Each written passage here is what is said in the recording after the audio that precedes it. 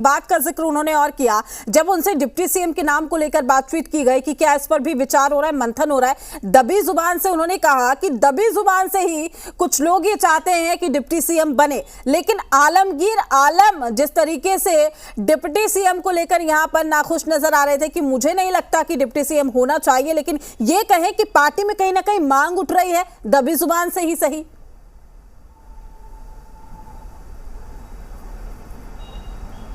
देखिए, नाखुश नहीं दिखते हैं प्रीति, नाखुश नेता कभी नहीं दिखते हैं।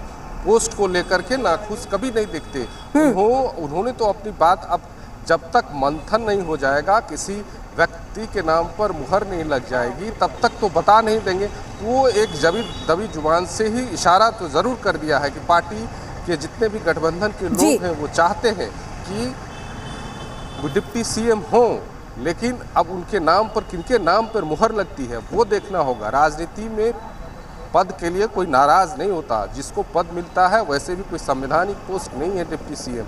वो एक थप्पा होता है, एक दिखाने के लिए होता है, एक मैसेजिंग होता है अपने वोटर्स के लिए, अपने समाज के लिए, जनता के लिए एक मैसेजिंग होता है कि किसको बनाते हैं। तो इसको लेकर के भी मंथन चल रही है, मंथन होगा। लेकिन मुझे जो जानकारी है उसके मुताबिक मुझे लगता कि जो सोर्स बता रहे हैं कि कोई सोरेन परिवार का व्यक्ति या फिर और एक कांग्रेस से डिप्टी सीएम हो सकते हैं। लेकिन इस खबर पर मुहर तब लग सकती है जब ये बात पूरी तरह स्पष्ट हो जाए, आधिकारिक रूप से हो जाए। ये जितने भी हैं वो सोर्स के हवाले से ये खबर है। जी बिल्कुल धीरज, लेकिन जिस तरीके से अब नामों को लेकर भी संशय यहाँ पर बरकरार है, ये कहें कि मंडे तक, जब तक फ्लोर टेस्ट नहीं होता, तब तक कहीं ना कहीं स्थिति और परिस्थिति लगातार बदलती हुई देखने को मिलेगी।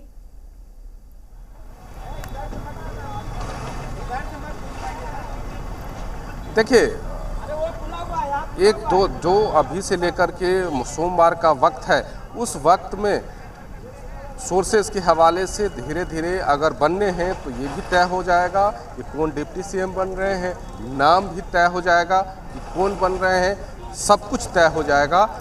अब उनको शपथ लेना सिर्फ बाकी रहेगा कि कौन बनेंगे, और मंत्री पद की शपथ ग्रहण जब होगा, जो 12 मंत्री बनने हैं उन 12 मंत्री में कौन कौन लोग शपथ लेते हैं, कौन कौन पुराने चेहरे होते हैं, कौन कौन नए चेहरे होते हैं, इन सब बातों को लेकर के मंथन, चूँकि सरकार नहीं होगी, मुख्यमंत्री नए हैं, अब उसके तरीके से भी एक चीज़ें बदलेगी। प्रशासन में भी फेरबदल हो सकता है। तो ये सब चार को लेकर के एक मंथन होगा।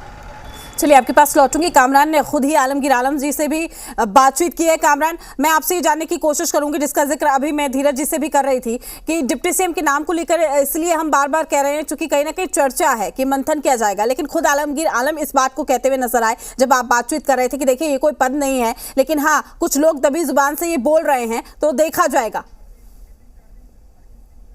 कामरान, मैं आपके पास लौटूंगी, लेकिन अरविंद भी हमारे साथ दिल्ली से जुड़ चुके हैं। अरविंद, क्या कुछ जानकारी सुनवाई के दौरान, क्या कुछ चीजें निकलकर सामने आई? देखिए, सुप्रीम कोर्ट ने सीधे सुनवाई से इनकार कर दिया है हेमंत सोरेन की याचिका पर, और कोर्ट का यह कहना था कि हाईकोर्ट भी एक संवैधानिक कोर्ट है, हाईकोर्ट भी इस मामले में आर्टिकल 226 के तहत सुनवाई कर उचित आदेश पास करने में समर्थ है। और अगर हम आपकी याचिका पर सीधे सुनवाई करते हैं तो फिर हमें सभी की अर्जी पर एक सीधे सुनवाई करनी होगी, क्योंकि कोर्ट के दरवाजे सबके लिए बराबर खुले हैं। तो कहीं ना कहीं कोर्ट ने कहा कि जब हाईकोर्ट संवैधानिक कोर्ट है, हाईकोर्ट के पास भी पावर है इस मसले पर सुनवाई करने की, तो सीधे सुप्रीम कोर्ट आने का औचित्य बनता नहीं।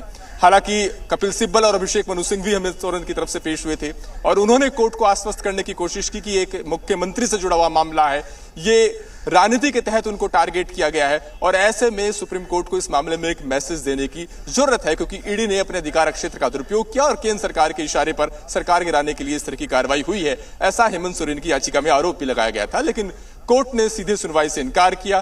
कोर्ट ने कहा कि अगर हम आपकी याचिका पर सीधे सुनवाई करते हैं तो फिर कानून कोर्ट सबके लिए बराबर है, फिर हर कोई सीधे सुप्रीम कोर्ट आ सकता है, और जब हाईकोर्ट संवैधानिक कोर्ट है, हाईकोर्ट इस मामले में उचित उपयुक्त आदेश पास करने में समर्थ है, तो फिर आपको राहत के लिए हाईकोर्ट ही जाना चाहिए, हम सीधे सुनवाई नहीं करेंगे।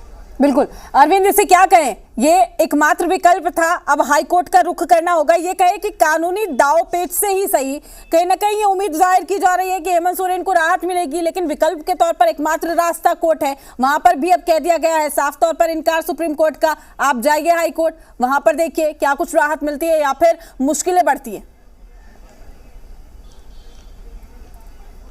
बिल्कुल।